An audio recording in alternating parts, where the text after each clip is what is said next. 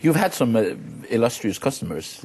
Yes, I mean we have. I mean we have a very good client base. I mean, and we've worked with people like Procter and Gamble and Motorola and Intel, and you know, and our client base, interestingly, is shifting into the world of the NGO and the world of government and the world of social impact, because we're interested, and the world of energy is a huge space for us that's opening up right now. So trying to connect some of these conversations, and again, this idea of taking away the sense of isolation and saying, you should be talking to these guys in the States, or you should be talking to these guys in Germany. They have exactly the same issues that you do. And trying to sort of help combine some of these conversations is what we want to try and do. But there's a fundamental problem here, that there's very little trust in the society after the crash, and there's very little trust in the government, and we also come to the point that where do we see the government coming into this? Yeah, well, I mean, again, that's a great question. I mean, when trust dies, in my opinion, and I think you're starting to see this in the States as well with the Obama administration, when trust dies, the only way you can go is transparent. You have to be completely open at a governmental level about what's going on.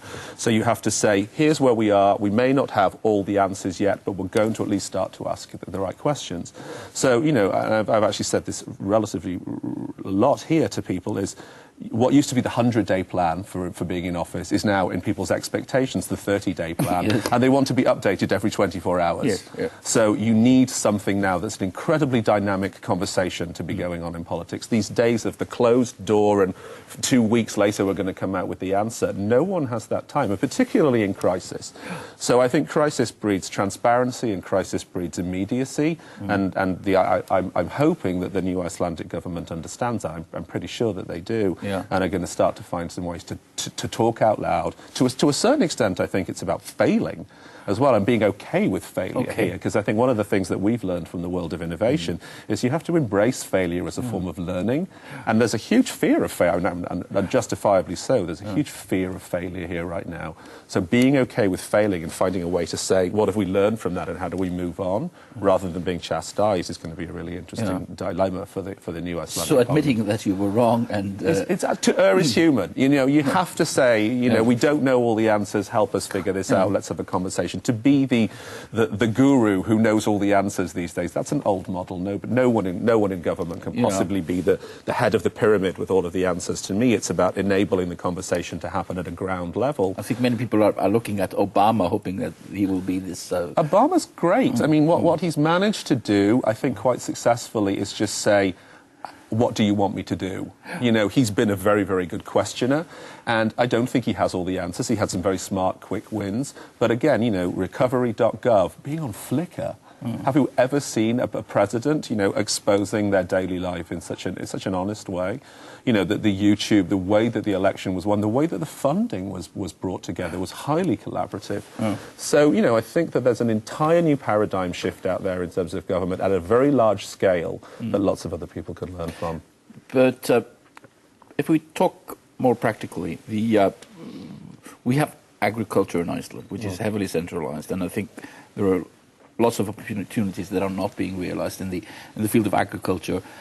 We have healthcare, which is also very centralized, and I think we would possibly have major opportunities there. We have all the energy. Now the talk is of sort of Google farms, internet companies coming out because they are draining the energy of the energy resources of the world. Yeah, I mean, I'm quite, and again, I don't have the answer to this, but I sort of have the question to follow on from my previous point, which is how do you bring all those together in powerful ways to create value for everybody? So, I mean, we've definitely been having conversations while we're here with all the people on that chain.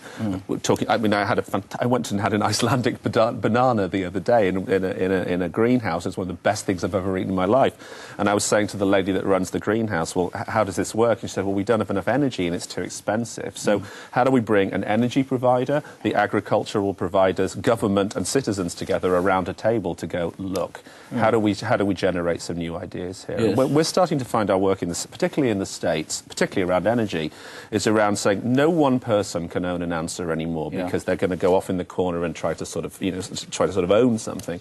How how do we create collaboration between industry, governmental body, citizenship, and potentially participants and end consumers, and bring them all around a table.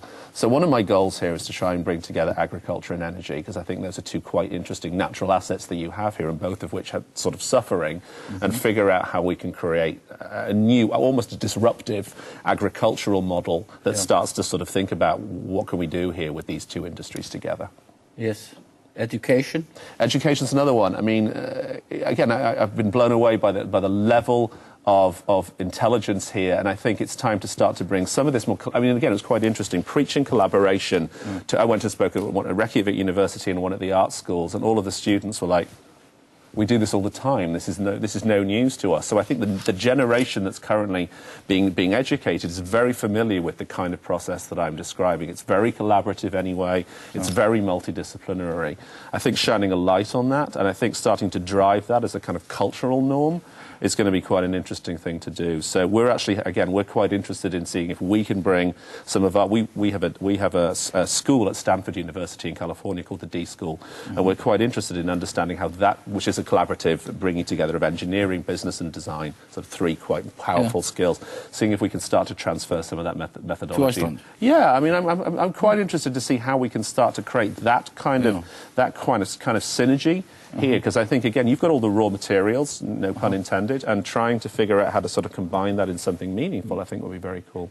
So you're optimistic for Iceland? I'm super optimistic. Give us optimism. No, I mean, actually, to be frank, I think Iceland's optimistic about itself. I just don't think it realises it yet. And I think, it's quite interesting. A colleague of ours in California, we put a blog up on Facebook before I came, and said, what should we say to Iceland? We don't know yet. And she said used this lovely metaphor.